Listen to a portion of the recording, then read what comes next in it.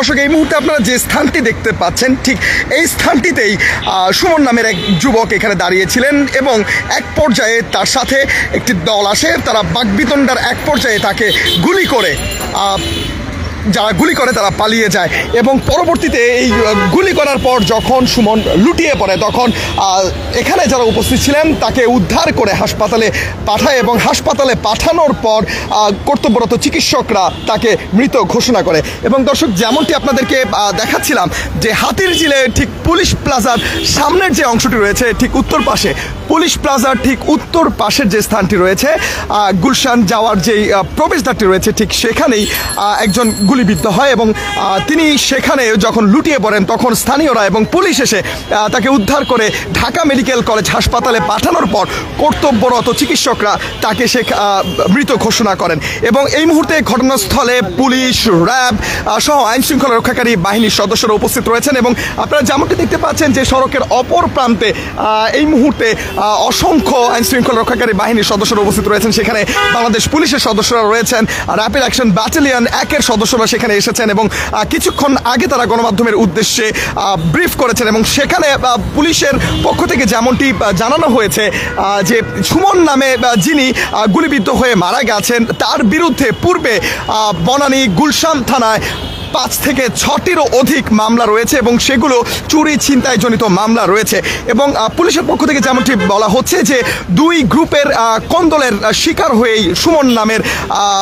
ব্যক্তিটি গুলিবিদ্ধ হয়ে মারা গেছেন এবং সুমনের পুরো নাম যেমনটি বলা হচ্ছে যে টেলি সুমন নামেই তিনি বেশি পরিচিত ছিলেন। এবং এই মুহূর্তে আপনাদেরকে যে স্থানটি থেকে আপনার সংযুক্ত করেছি হাতিরঝিলের পুলিশ প্লাজা ঠিক উত্তর পাশের স্থানটি, এই যে স্থানটি দেখতে পাচ্ছেন ঠিক এই স্থানটিতেই সুমনকে গুলি করে হত্যা করা হয়। এবং যখন রাত 9টার কিছু পরেই এখানে সুমন দাঁড়িয়েছিলেন এবং তার সাথে একটি গ্রুপের বাকবিতণ্ডা হয় এবং বাকবিতণ্ডার এক পর্যায়ে তাকে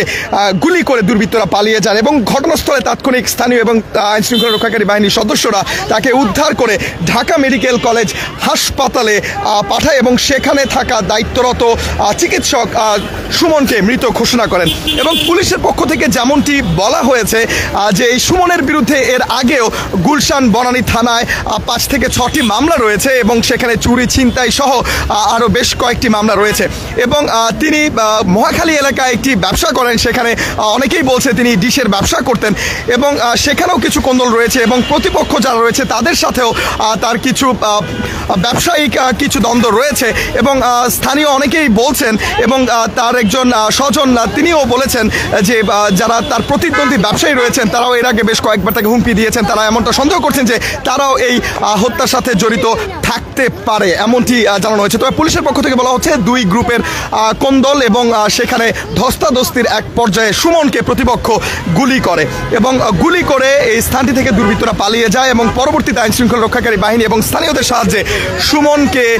ঢাকা মেডিকেলে পাঠানো হয় এবং সেখানে দায়িত্বরত চিকিৎসকরা তাকে মৃত ঘোষণা করেন। এবং এখনো পর্যন্ত এই মুহূর্তে যে চিত্র আমরা দেখতে পাচ্ছি বাংলাদেশ পুলিশ এবং র্যাপিড অ্যাকশন ব্যাটালিয়ন 1-এর সদস্যরা এই মুহূর্তে ঘটনাস্থলে উপস্থিত রয়েছেন এবং তারা এখান থেকে আলামত সংগ্রহ করেছেন এবং আশপাশে তারা কথা বলছেন, আলামত সংগ্রহ করছেন। যারা প্রত্যক্ষদর্শী ছিল তাদের সাথে আইন শৃঙ্খলা রক্ষাকারী বাহিনীর সদস্যরা কথা বলেছেন এবং পুলিশের পক্ষ থেকে এখনো পর্যন্ত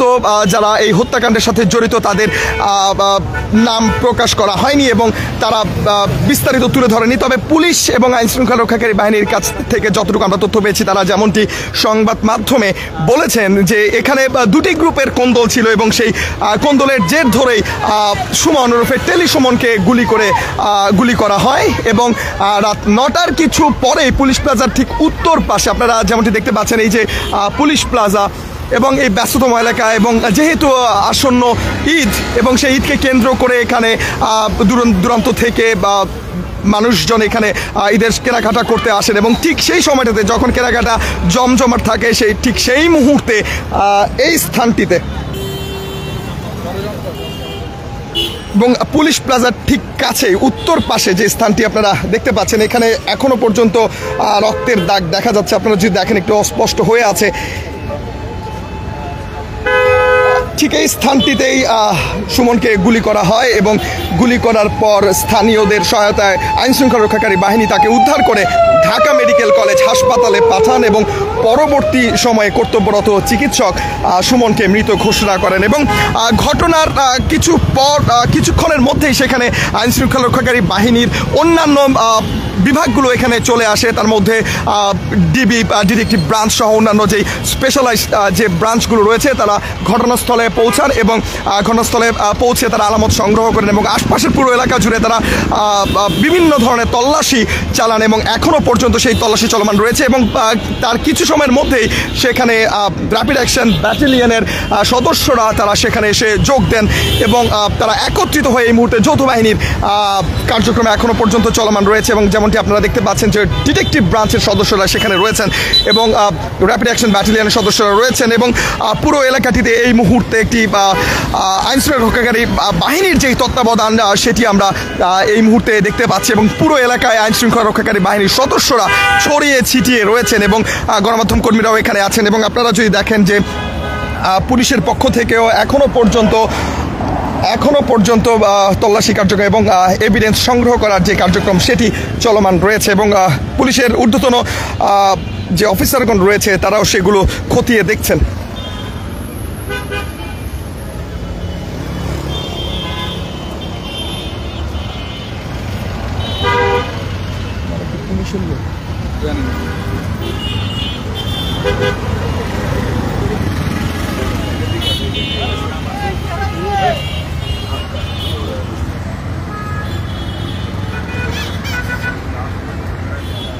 ভাই আপনারা কি পুলিশের লোক? জি প্রশাসনিক। ওকে ওকে।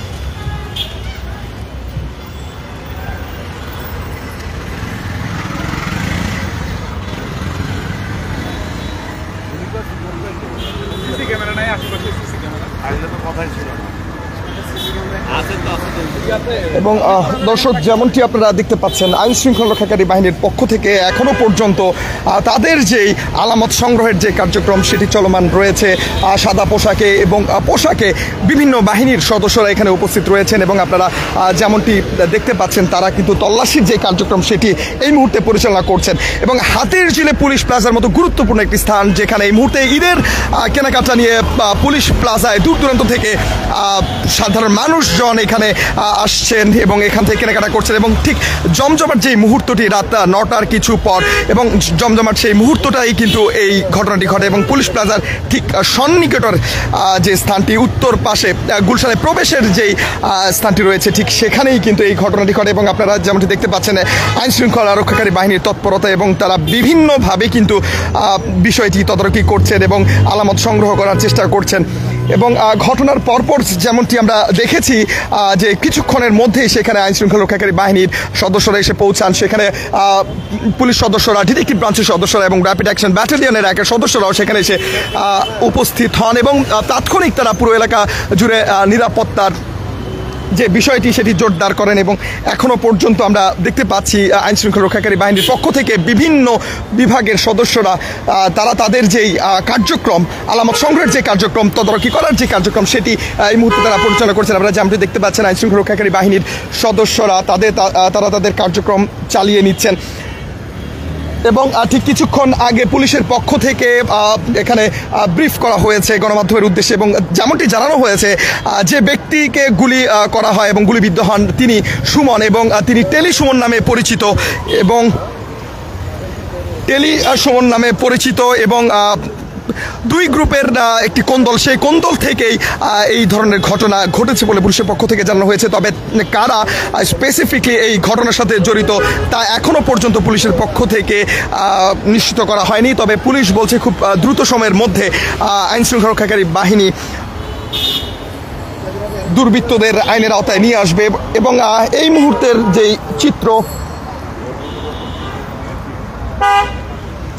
এবং এই মুহূর্তের যে চিত্র আপনারা দেখতে পাচ্ছেন, যে স্থানটিতে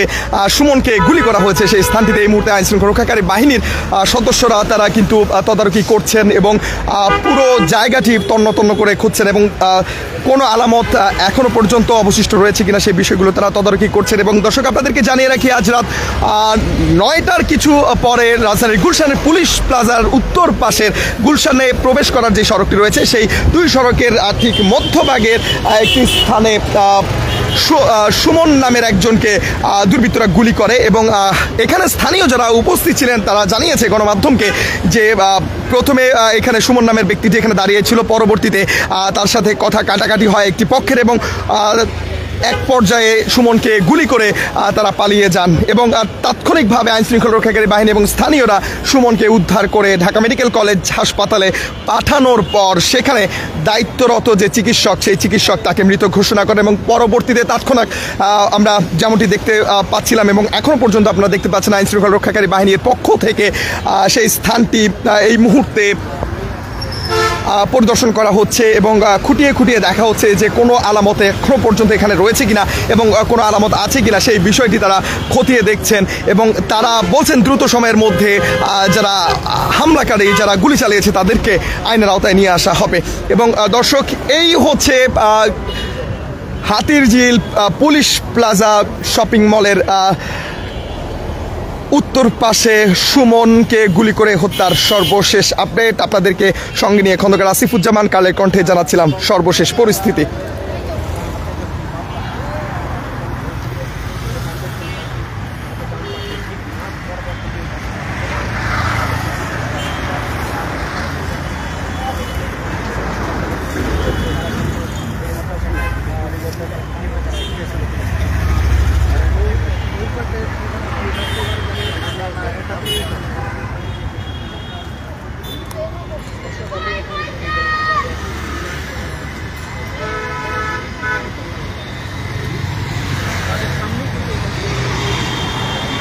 এবং দর্শক, যেমনটি আপনারা দেখতে পাচ্ছেন যে আইনশৃঙ্খলা রক্ষাকারী বাহিনীর পক্ষ থেকে এই মুহূর্তে আলামত সংগ্রহের কার্যক্রম পরিচালনা করা হচ্ছে এবং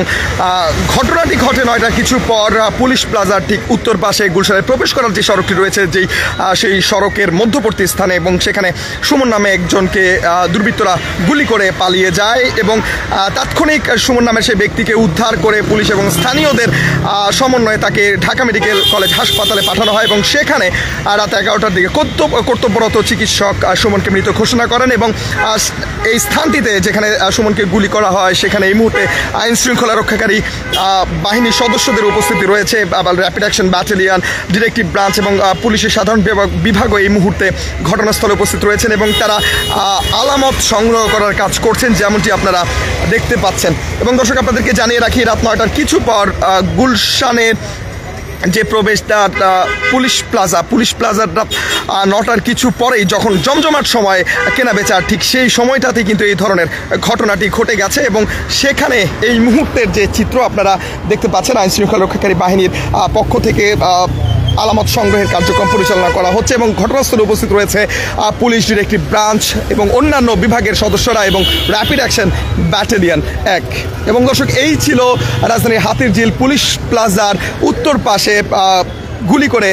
এক যুবককে হত্যা করার সর্বশেষ আপডেট। সঙ্গে ছিলাম খন্দকার আসিফুজ্জামান। পরবর্তীতে নতুন আপডেট নিয়ে হাজির হয়ে যাব। সে পর্যন্ত কালের কণ্ঠের সাথে থাকার আহ্বান জানিয়ে বিদায় নিচ্ছি। খন্দকার আসিফুজ্জামান, কালের কণ্ঠ, ঢাকা।